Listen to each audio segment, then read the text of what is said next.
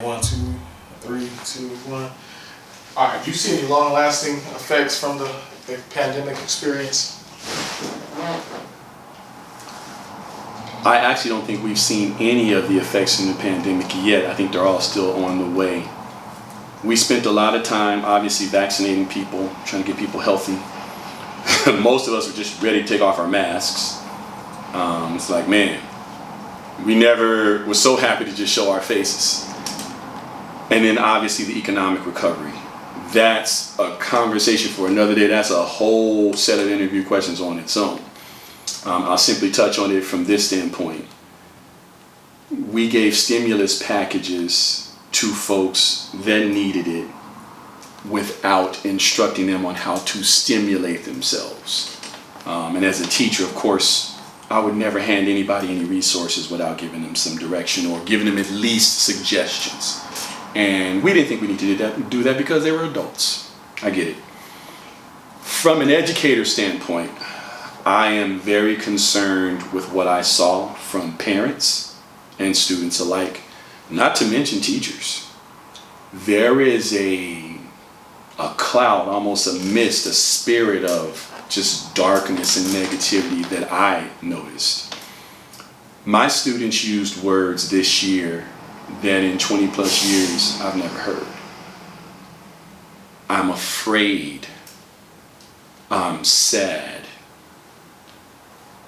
I feel so alone. I don't know what to do. I don't know who I am. I'm confused. I mean, all of these terms from middle school students who notoriously don't share any emotions. I'm concerned that the mental health of the majority of individuals has taken a severe hit.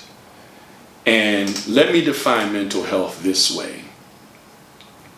I'm talking about mental health from the standpoint of the connection between the mind and the heart.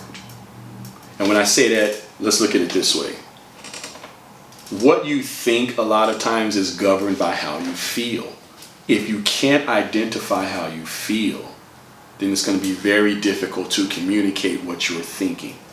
So imagine if someone is stuck emotionally, then it disables them mentally. So we've got a group of people who don't even know they've become disabled based on what happened. They've stared at screens for so long. They've consumed content for so long without context. So there are a group of kids that are getting ready to go back into a social structure that they are not prepared for.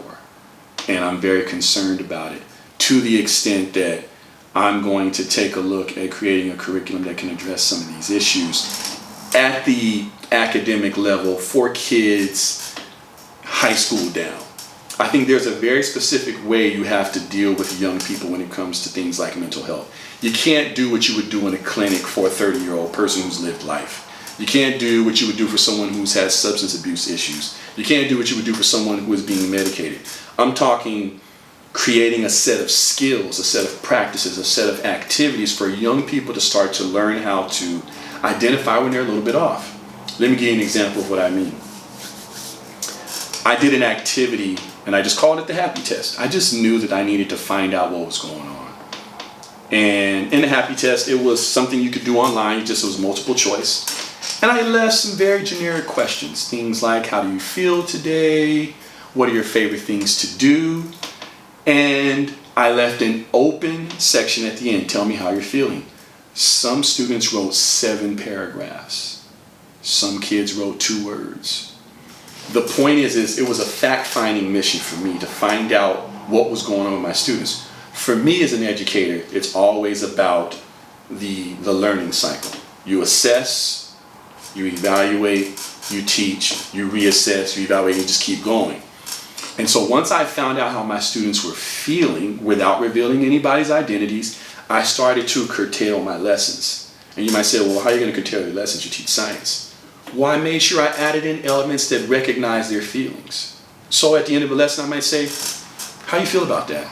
Are you nervous? Are you anxious? Are you bored? Like, be honest. My students know. They can tell me, Mr. Payne, this is a boring lesson. Like, I understand that not every lesson is going to be cool or interesting, but just acknowledging that a young person has the right or the power to say, gosh, that sucked. But I appreciate your effort, Mr. Payne. I really don't want to do this lesson today, but I'm going to do my best. Giving them the power to express how they feel in a respectful manner, but still letting them know what their responsibility is. And here's the thing. I had kids tell me, when we first started the pandemic, I had one young lady email me and say, Mr. Payne, I respect you as a teacher, and I understand what your job is, but quite honestly, doing lessons right now is just too much. I'll show up to our digital meetings, but I don't plan on doing any work. Me and that young lady started a side conversation, and I'll share with you what I said to her. The bottom line was this: you're not doing the work for me. You're not doing the work for the school. You're doing it for yourself to build habits. In your life, you're going to run up against things that are more difficult than this because they're going to be more personal. What are you going to do? You're going to shut down your life? You can't. When you become an adult, you have to go to work no matter what. When you become a parent, you got to be a parent no matter what. So what, because you break up with your husband or your boyfriend, you're going to stop? No, that doesn't work that way. So that's what I related to that young lady. But I never yelled at her or told her she had to do her work. I gave her space. She took about another 2 weeks, didn't do another assignment, kept showing up to my video chats, and then she eventually got back to work. Now, for some teachers, that would have been a huge problem. For me, the goal wasn't to get her to do work. The goal was to keep her mentally engaged. And so I think we need to reevaluate moving forward. Based on the pandemic, again, this is a positive that should come out of the pandemic. We need to reevaluate what our goal is as an educator. Is our goal to create kids who can get straight A's? Or is our goal to make healthy individuals that can contribute to society? Because anybody who will tell you, who's ever worked in a prison, will tell you, there is no shortage of intellect in prisons. There's no shortage of talent in prisons. There is a shortage of character.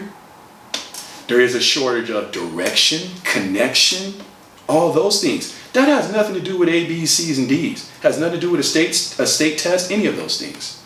It has to do with the development of an individual. And so the same way I can give you a quiz and find out what you know in math, we should be able to create something where I can find out where you're at in terms of your mental health. And everyone, let's be clear here. I'm not professing to be a psychiatrist. Those people are trained. I'm talking about from a parent or educator point of view. We should know when our kids are off and be able to give them some direction on how to get back on track.